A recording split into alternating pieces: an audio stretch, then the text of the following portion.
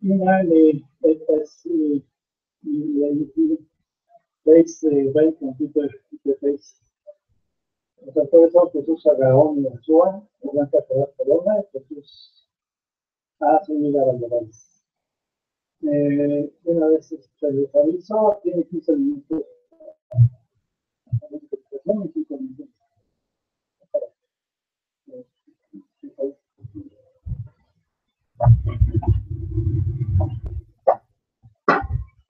So,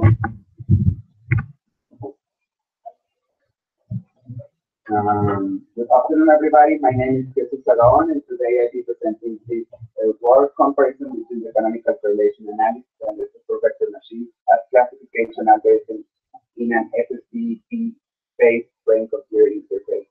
This project was developed along with the PhD Blanca Tovar and my former classmate, Roberto Zúñiga. Firstly, I would like to give you a brief introduction about the topic of brain-computer interfaces. Afterwards, I would like to describe to you the specification of our system, the methodology, the results that we obtained, and finally the conclusion that we reached. So, what is a brain-computer interface? A BCI is a system that provides the brain with a new non-nuclear communication and control channel. That means a new efferent pathway. And how does it really work? Well, it really while the user is performing a specific task, there are some features or some patterns that could be found in the EEG and that could be translated into control commands to control a device, with, such as a speller, a processes, etc. So, therefore, its main purpose is to assist disabled people to suffer from diseases such as ALS, brain stroke, brain or spinal injury, which are diseases that have caused the patient to lose normal muscular control. Our main objectives in this project were to compare two of the most relevant state-of-the-art algorithms, classification algorithms, which were supervector machine and canonical correlation analysis.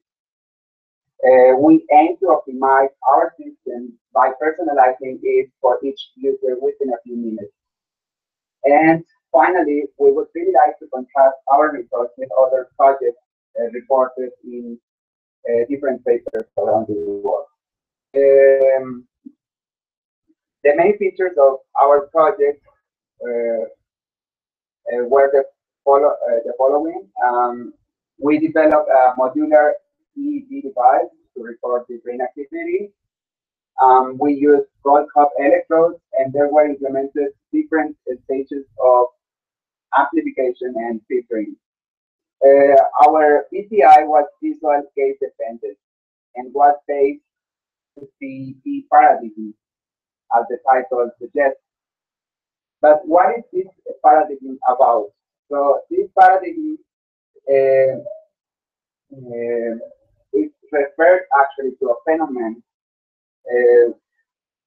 that occurs when you or any person is actually looking at a stimulus that's flickering at a specific frequency. And this stimulus leads to a stable voltage oscillation patterns in the EEG.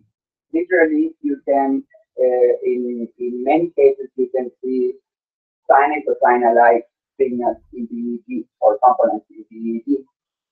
And therefore, as you can see in this figure on the right, the user was actually staring at a stimulus which was flickering at 15 hertz. And therefore, there is a much higher component around the 15 hertz and its second harmonic 30 hertz. We use the checkerboard alike simulations, which were flickering at 5, 12, 15, and 20 hertz, as you can see in this, on this screen. There were 4 checkerboards, and the final application of our project was a speller. By sequentially selecting or gazing, fixating the gaze at at the checkerboard, we were able to select a character, a final character, and afterwards finally select a word or to write a word. But how does this system work? Well, there are four stages that constitute or perform the system. The first one is the signal acquisition, of course. We actually extracted some features for in order to construct a feature array for the super vector machine. The proposed features were the interval of stimuli frequency, and we form an array like this. So afterwards, there was implemented a two-dimensionality reduction algorithms, LPA and CPA, and finally, the super vector machines, either with linear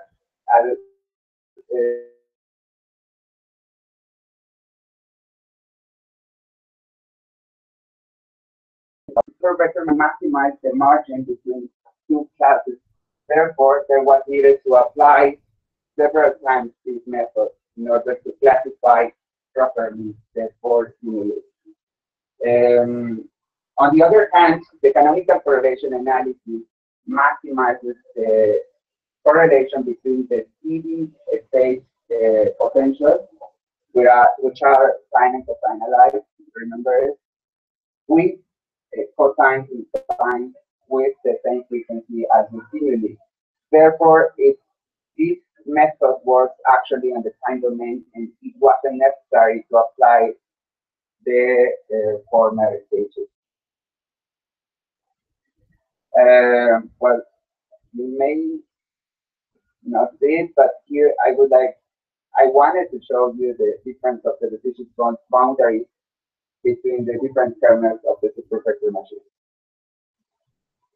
So once we have implemented all the pattern recognition algorithms, we did some research trials. Fortunately, we had the participation of 20 volunteers with an average age of 22 years. There were 13 men and 7 women. And during our first session, our main purpose was to optimize our system. So we basically record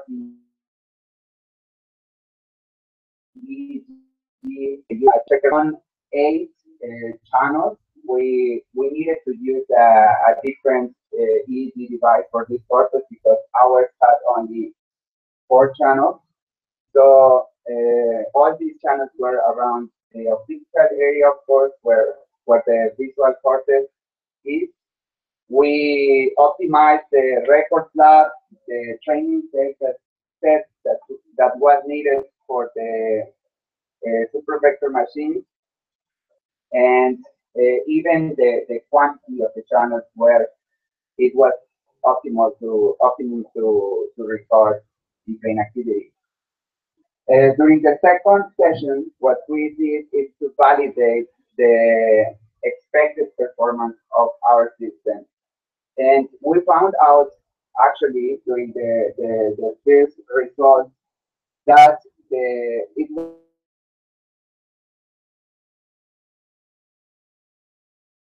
better to report only the brain activity over O-set, O1, and O2, like this graphic or figure suggests. And finally, those users who were able to control successfully the brain computer interface, who actually achieved a classification accuracy greater than 75%, perform a spelling task.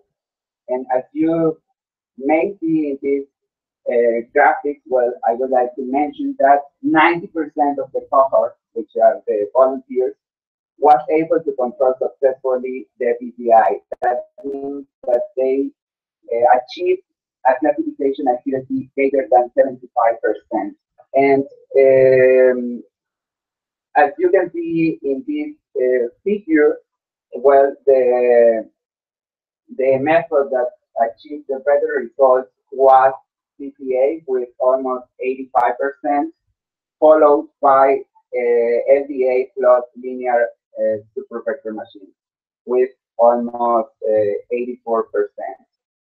And selecting the optimum method for each user, we achieved an overall offline mean accuracy of almost 89%. So those users, those volunteers who were able to perform the spelling task actually 92.36% at a spelling rate of almost 3 characters per minute.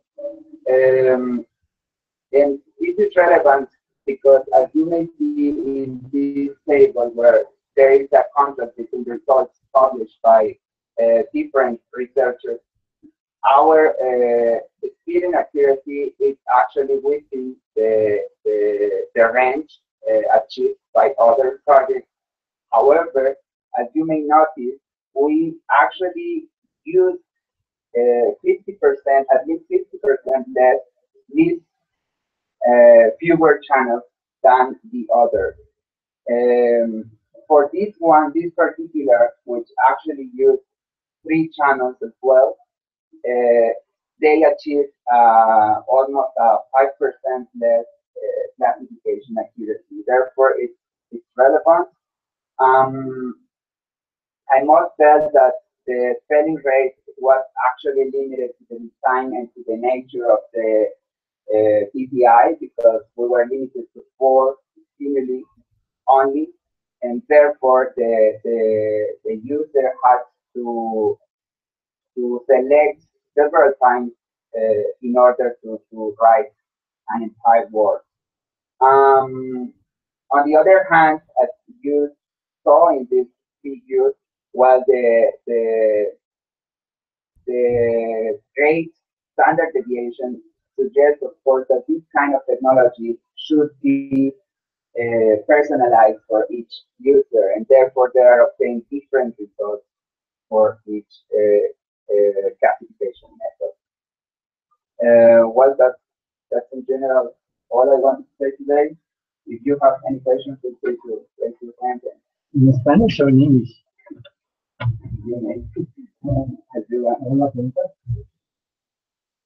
Bueno, yo te voy a preguntar en español para si me digo. Oye, las características que son clasificaste, ¿cuáles fueron? En base a las cuales clasificamos, calculamos, bueno, sumamos en realidad las componentes de la densidad espectral de potencia alrededor de las frecuencias de simulación y de los segundos armónicos. ¿Pero tomaste la mayor respuesta, la amplitud o...? Así es.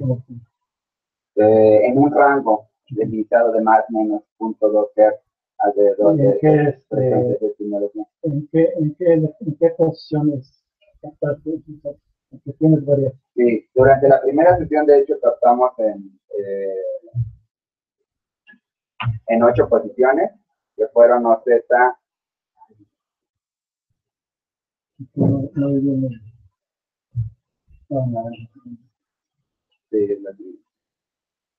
Que fueron aquí OZ, O1, O2, P3, P3, P4, P5 y P6. Sin embargo, para el caso de las máquinas... Debe haber una óptima, ¿no? Para, digamos, dependiendo del sujeto, debe haber una óptima. Así es, calculamos, de hecho, en estas gráficas se ve cuáles, es como el histograma de los mejores canales de cada uno de los usuarios. Por eso, este azul marino corresponde a OZ, O1 y O2 son los que siempre ocupan el primer lugar, y en tercer lugar, muy alejado, se encontraba P3. Pero no existe, digamos, no todos correspondieron a un mismo. No. No sé si algún factor existe los estudios a la misma hora, porque sí veo que están de 22 a 47, ¿no?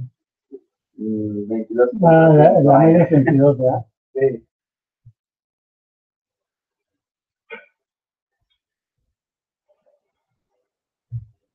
Bueno, será una posible causa de variabilidad, ¿no? Bueno, la edad y, digamos, la hora. Sí, debe de ser. Debe que tomar en cuenta, ¿no? Bueno, sí, en realidad es difícil controlar. De hecho, realizamos un registro de las diferentes condiciones en las que se realizaban las pruebas de luz, incluso de cansancio, porque había muchas veces que, bueno, los compañeros, como eran estudiantes, había veces que venían pues, cansados realmente, porque se habían desvelado.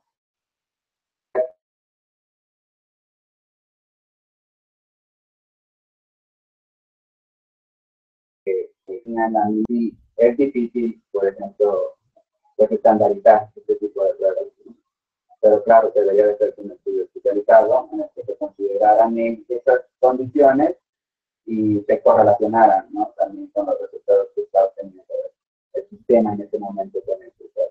Y también respecto al género, que fueron más hombres, ¿no? Sí, fueron más hombres. Mujeres, entonces, podría haber un estudio de diferencia de género. Así es. También hay un poco de diferencia. Sí, ese estudio sí no lo hicimos, pero de hecho tenemos los datos. Para hacer una lectura de Bueno, muchas gracias. Aplausos, por favor.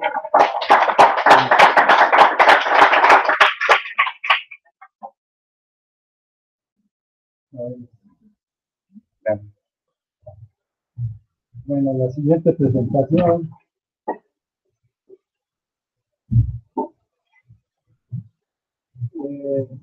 lleva por título Biomedical Engineering, Orientation State Induction During Cognitive Processes.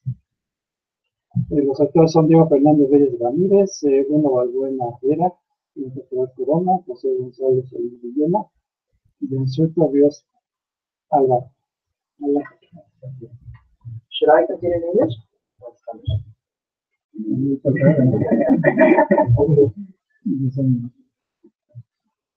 Good afternoon, everyone. Thank you for being here. We're going to start with the presentation of this work.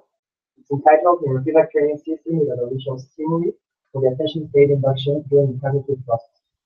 The authors are Juana Bruno, Reyes Ramírez Fernando, Tomás Corona Blanca, José Salvador, and Miguel Alonso. So we're going to start with a brief introduction. This work consists in a feedback training system that is aided with a visual stimuli. And this whole system is targeting the increment of an attention coefficient. Afterward, we're going to define this coefficient, but it's important that you have it in mind. This was applied in an experimental group of 9 junior high students.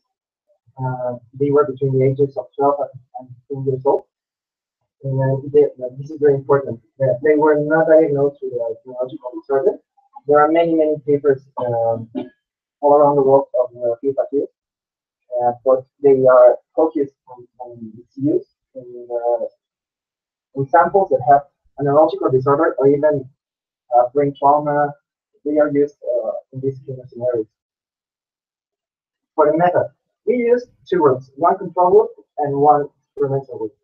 This is to validate the efficiency of the system. So for both groups of 10 individuals with no neurological disorders, they were first at first they were 10 for each group, but we ended up with 9 for the experimental group because we were taking students from junior high school. So one of them was taken out from school; it was out of control. So we ended up with 9 individuals only. So we worked with the experimental group. We applied the protocolized protocolized training. But for both groups, we use a SOA test. SOA is a test of variables of attention. It's a standardized attention test. It gives us information about the attention capacity for each individual. So we applied it for both groups a priori, but for the experimental group, we applied the protocolized training. And at the end of the session, we applied again a SOA test to measure the efficiency of the system, the changes. the attention coefficient. This coefficient, the attention coefficient, well, it's determined by the contribute the potency of the beta waves and the theta waves. So we use the an EEG to record the signals in different in the nodes F3, F4, O2, and P6, and we take this equation to calculate the coefficient. We use a QSD method to calculate the potency of each spectrum. We created a graphic user interface to visualize the EEG traces. So there we can see the F3, the F4, the T6, and the O2 nodes that we use for this protocol. The training protocol. The training protocol consists of 8 sessions, 1 per week. It is important that this protocol was taking in account a lot of we're going to say variables, because, for example, the lack of sleep it have consequences in the traces of the EEG in each individual. So before starting any session, we took record of how many sleeps the students took, at what hour they had their last meal, and I think that's it. So for the first session, we use a characterization. We use a characterization session because for each individual, we noticed before this protocol that the attention coefficient tended to change between individuals. So in order to take a threshold of the attention coefficient for each individual, we use this characterization session. Then the second session, we started with our feedback training. We used video games to give retroalimentation of the attention, the state of attention of each individual. Later on, I'm going to talk about these video games. For the first sessions, we introduced the neural stimulation. At the fourth session, we started to increment the threshold of the attention state coefficient. In the fifth, we saw the visual stimulation. Fifth session, we used visual stimulation. This we changed it because we started with SSVEP, steady state visual evolved potential. But due to the frequencies that we used, the children began to present dizziness and even headache because of the frequencies. And as reported in many papers, we saw that this range of frequencies, that they were even cases that provoked seizures. So it was a little bit dangerous. So we stopped simulating with SSVEP. So we changed for neurovisual simulation that I'm going to talk later. Then at the sixth session, we let the children to choose between all the video games that they had. So we could see the difference, the interest, even that I can suggest to children to a video game to use it, but we wanted to see the difference with the proposed video game because the interest of the children, it's a variable in the results. Then with the proposed video game of the seventh session, we also used an incremental threshold, and by the last session, we used a multiplayer session of the video games. We use an SSVP visual simulation. That's the one that we were using, but children began to present headache and dizziness. So we changed it to a visual support. The visual support consists in a traffic light reference system that when it's green, the children can perceive that he is in an attention state. When it begins to change to yellow, The yellow tells it that it's beginning to going out of this attention state. And when it's red, it's giving information to the children that they are out of the attention state. So for the neurofeedback games, we use, for three of them, we use this same system of traffic light. So for example, I'm sorry, there were two, the snake and the Tetris. Give information with this traffic light system. Green for attention state, yellow for beginning to be going out of attention state, and red for out of attention state. But for other games, due to the interface of the game, we use a Gaussian filter system that it's also in three stages like the traffic light. It fades the background. So when it's not faded, it's in attention state. When it begins to fade, it begins to get out of attention state, and when it's completely faded, when it is completely faded, it gives us information about the individual connected to the EEG. It's out of attention state. By the end of the sessions, we recorded two main variables. One is the maximum inattention state along throughout the session, and the maximum out of attention state. So in each session, we can see that it starts in the second session because at the second session we present the neurofeedback. We took the average of the maximum in attention state and maximum out of attention state of all the individuals, and we plotted. So we can see that for the case of the maximum attention state, we see a tendency to grow. But in the case of the maximum out of attention state, we see that it tends to stabilize. It does not tend to grow because the results of the TELA test for the experimental group, the TELA test first of all counts the mistakes of omission and omission. So the occurring DT before training. For the experimental group, we had a number of errors of all the individuals of 238, and for the control group 392.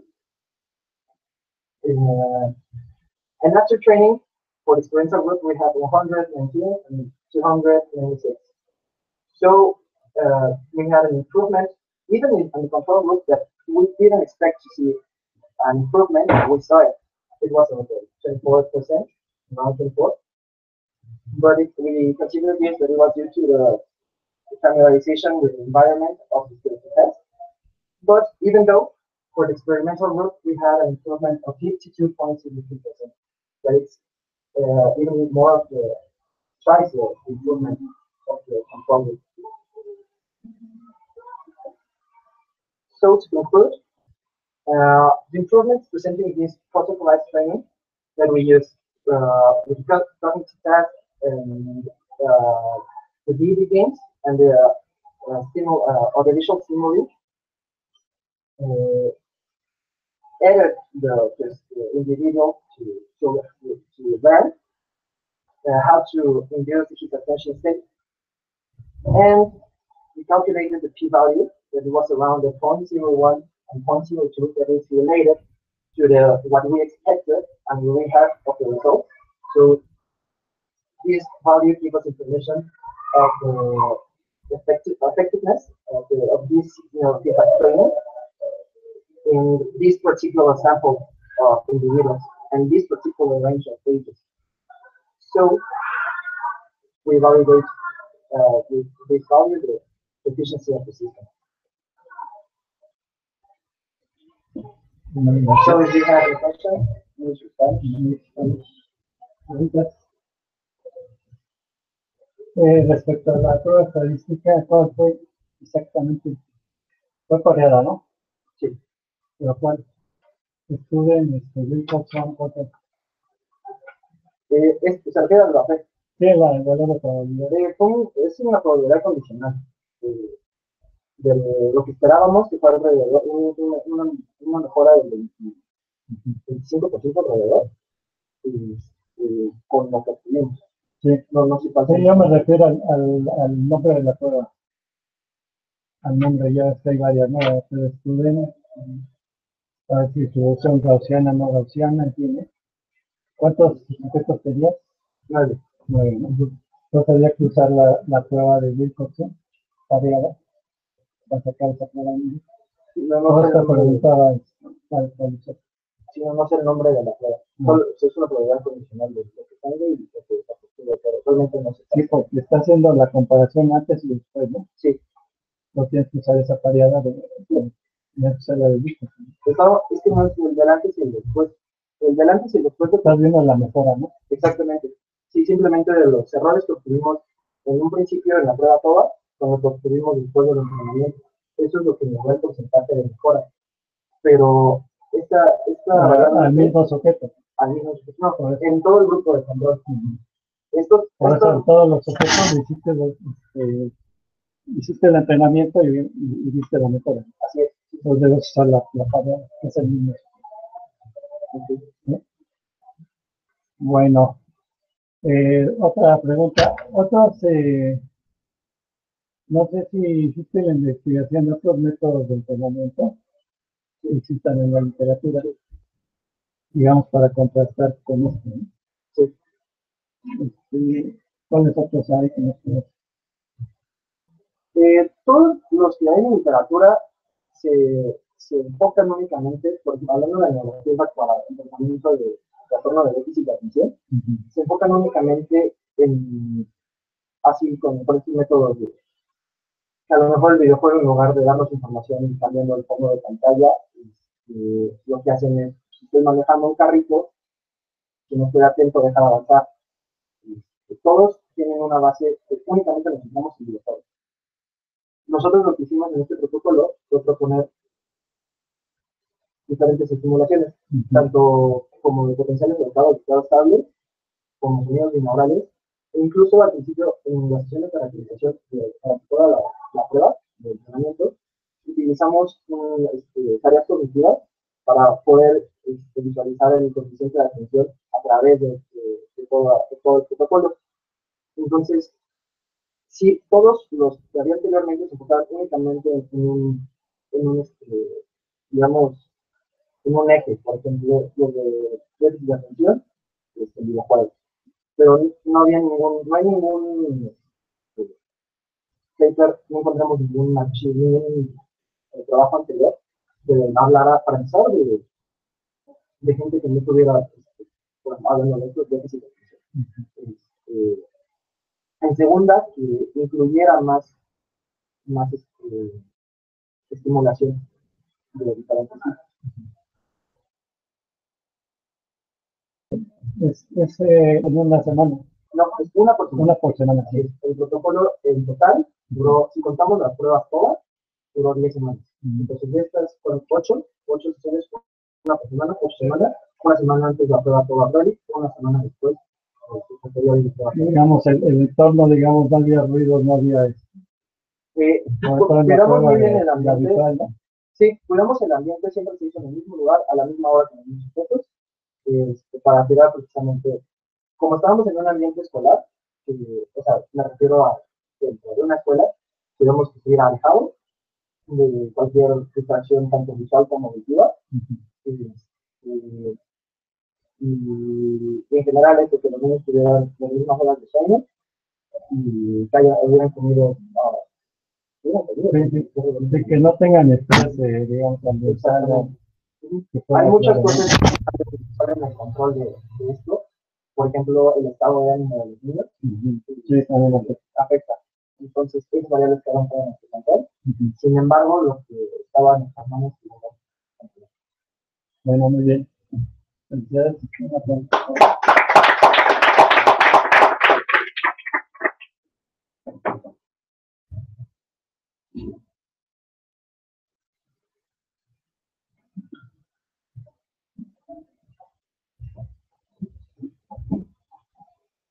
bueno, ahora, para terminar esta sesión, tenemos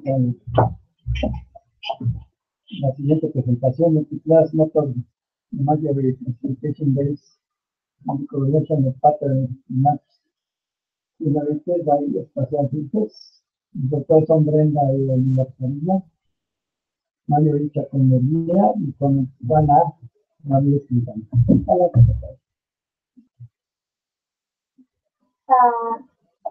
Good afternoon, everyone. My name is Brenda Rivas. I'm a master science student in electrical engineering at the Institute of Technology of Toronto. And I have completed 90% of paper entitled Multi-Class Multi-Metric Classification based on the correlation of pattern images generated by spatial filters. Okay.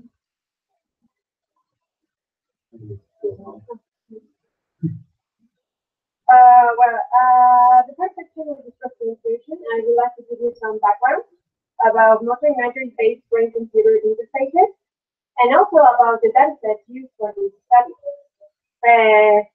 After that, I will explain the method followed for the design of spatial filters, how we use them to generate pattern images, the extracted features, the classification methodology, and finally, the results and conclusion. So, what is a brain-computer interface? Well, like I said before, it's a system that translates the brain activity pattern of the user EEG signal into a specific command for interactive application. Numerous studies have described a vast group of brain signals that might serve as a control signals in the system. One of those are sensory motor rhythms, which comprise new and better rhythms. Oh, I don't think. Oh. Thank you. Okay, well, these rhythms are localized at the primary sensory motor cortex between these frequency bands. The amplitude of these rhythms varies when the cerebral activity is related to any motor task, including motor imagery. Motor imagery is a mental execution of the motor act without any overt movement of peripheral motor activation. So currently, the existing PCI systems that use motor imagery present discrimination and accuracies that are still not practical enough for the application. That's why in this paper, propose an alternative method for the classification of three imagery movements: left hand, right hand, foot, and also in your space. So, the data set used for this study were provided by Jun Wang for the MATLAB results Vector Lab. These data sets consist of 4 sessions, which are divided into 90 trials, 30 per class. Each one of these trials consists in taking samples from the subject mental state EEG signals within an interval of 8 seconds. So, as I mentioned earlier, these modulations can be observed in the 8 to 24 Hz. Therefore, the first step is to design a bandpass filter. Second order zero phase bandpass filter is suitable because it perceives the phase information of the signal, and in other words, it causes less distortion. So, for the design of the spatial filter, we apply the common spatial pattern technique, which is goal is to determine a linear transformation matrix to project the EEG data into a lower dimensional subspace, having an optimal variance for the discrimination between 2 classes, which means it can discriminate between the left hand and right hand, or left hand between 2, and so on and so on. And so for the discrimination between 4 classes, these 6 spatial filters were needed. Each one of these filters consists of the simultaneous diagonalization of covariance matrices of 2 classes, and also the widening transformation matrix of the spatial covariance of between these 2 classes. So, for the generation of the pattern images, windows of 1 second were projected by using these 3 corresponding spatial filters. After that, this projection is logarithmic. It's applied a logarithmic variance transformation, where we obtain 3 pattern images of each mental state by concatenating this projection. And because the starting time of each mental state is unknown, we did an averaging of the concatenated vectors to avoid the influence of non-motor imagery data. So 12 pattern images are obtained, 3 per class, and they're converted into RGB pattern images by a color interpolation, and we aim to increase the difference between pattern images, since information can be distributed in more channels instead of one dimension. So this is the resulting pattern images for each class and for each spatial filter. Well, in the next slide, presents the proposed feature extraction method based on the use of the previously designed spatial filters and pattern images. And after that, the implemented classification system. So the features are extracted from sliding windows of 2 seconds. These windows are bandpass filters, and then after that are projected by using each corresponding spatial filter. And then also transformed by our there are also the logarithmic and various transformations is computed. After that, 3 vectors are obtained. Oh, I mentioned earlier, this window is divided into 3 sections. Each one of these sections is projected and then logarithmic variance transformed. And after that, we obtain 3 vectors, and they are part of the future vectors used for the training of the classifier. So to obtain the other elements of the future vectors, these last 3 vectors are concatenated and transformed into a RGB image. So the next step is to compare this image with the 2 RGB pattern images that correspond to the same spatial filter by using normalized cross correlation. From these matrices, correlation matrices, we obtain 2 features that are the mean value of the average correlation coefficient matrix and the mean of the variance of the RGB correlation coefficient matrix. So in summary, this is the feature vector is defined as follows. These are the 2 features obtained with the first pattern images, and these 2 other 2 with the second pattern images. And finally, it also includes the 3 vectors built by using only the spatial pattern. So, well, for the classification of these feature vectors, we carry out it by means of the super vector machine learning algorithm. We use 6 classifiers, linear classifiers, and this is the amount of feature vectors used for the training. And this is the decision rules implemented, where depending on the combination of the classifier results, a class is defined. So for the testing set, real-time processing simulation was designed by means of the Windows slider technique in order to evaluate classifiers in a real-time environment.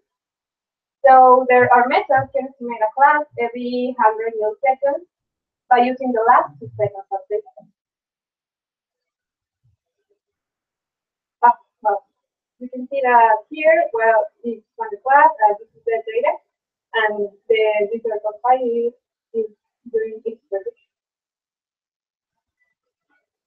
So at the end of the simulation, the total results were analyzed by using the average classification accuracy rate, which is a widely used evaluation criteria in the CI system.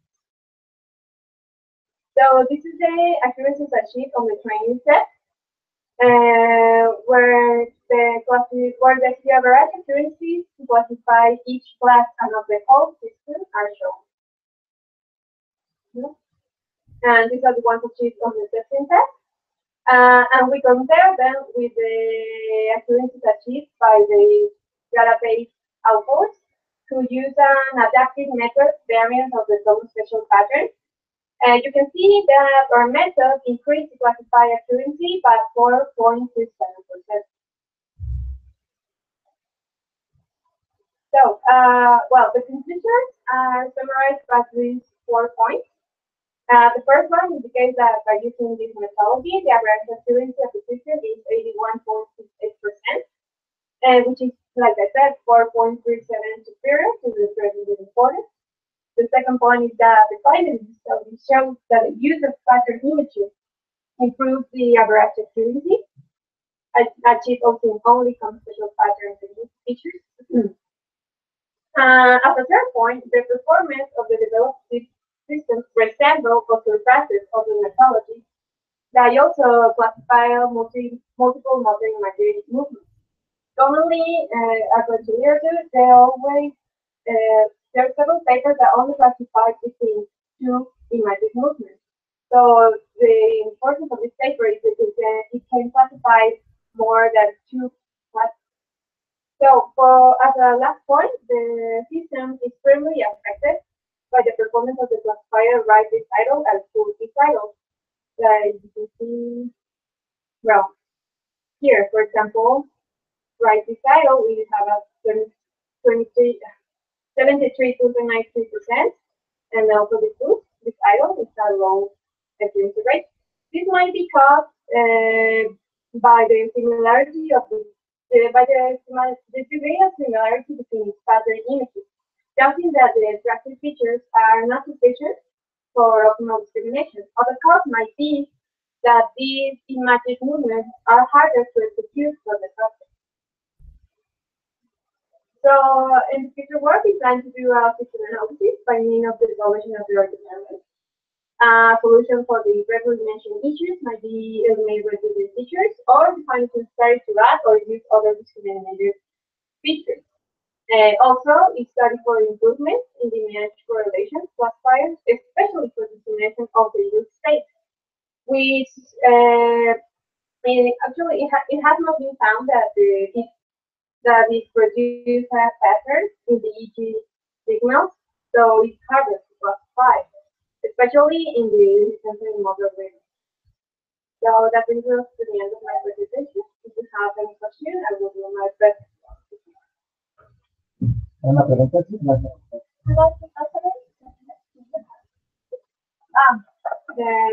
The features I use to see, or I mean,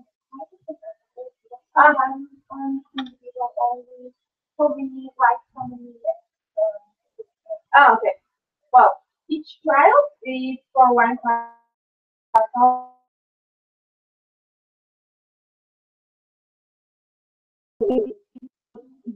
For two subjects.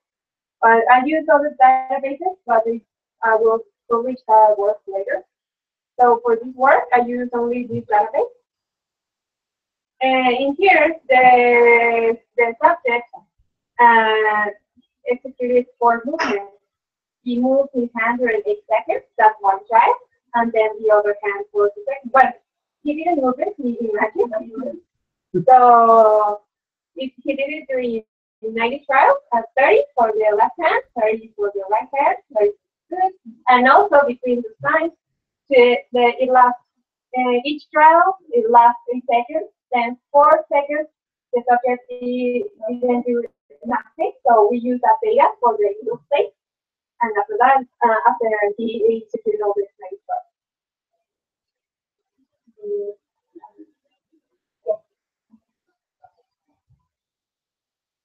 With respect to the localization of electrodes, which was the optimum localization for this? Well, when we use the common special pattern, it uses the information, or it projects the electrode to give us more information about the matching movement. For example, the left hand, commonly you can find that the electrodes are localized at this part, like I said before. These modulations are found in this area, but it depends on the match movement. For example, if you are imagining that you're moving your foot, the permanent area is here. For the right hand, it's here. For the eye, here, and the left, and it affects the rotation of your image movement. So some electrodes give more distributed information than others, depending on the image movement that you're executing. With respect to either state, is the question that about the electrodes. Well, for the idle state where you commonly, for the idle state where we use this, we don't find this modulation because the user is not doing nothing at all. So this there is, well, as I can mention earlier, when we imagine when it's executing, ERD happens, and then when it's ended, there is an introduction of the sensory motor rhythm. But when the key says this, well, the operating of this, we can found this modulation. So we try to use that one. We currently, in this video, we couldn't find so much information about how to classify this. Commonly, when the classifier doesn't bring us any, well, that's why we use decision rule, because when the classifier doesn't give us any relevant information, when we decide, well, this is actually not doing nothing. For example, here, when the classifier gives us to move with the left hand, the other tell us that we move the foot. So when they are not accurate, they don't make any sense. We said that, well, it's a new space. That's why I implement this method. Yeah,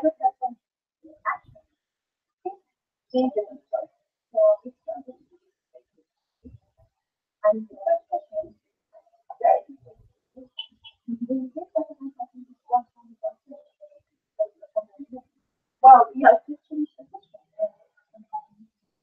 yes, it is well, exactly. That because of that we use things to use things. I mean, we didn't define it as a class because it's not that when the classifier doesn't give us any relevance, and instead the subject is doing nothing at all because we don't can find that pattern to the signal. So that's why we went with first these methods for that. Thank you very much. Did you play any other kernels? Oh yes. Well, I tried the RBS and the Gaussian. So I have done well several, but now I'm working actually with combination neural networks and the super vector machine. But it gives you a very good result, and also because we really want to complicate it, because we wanted to implement it in a real-time environment, like we did it in real-time simulation. So we only did linear computation. So I used 36F, but it didn't give us many improvements, well, significant improvements. So of the Gaussian, well, we didn't try that. We actually did it with naive targets, and also with kind and neighbors. So also that, there is one thing to use that the result was linear and it was very well. When we take the results, and we are still trying to do several tests to continue to investigate this kind of stuff. But the thing of doing stuff like I said, it didn't give us too much. Thank you very much.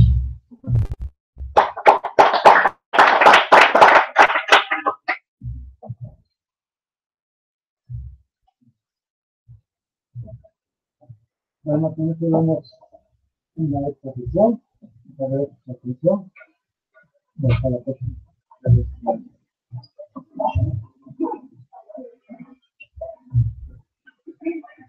Gracias.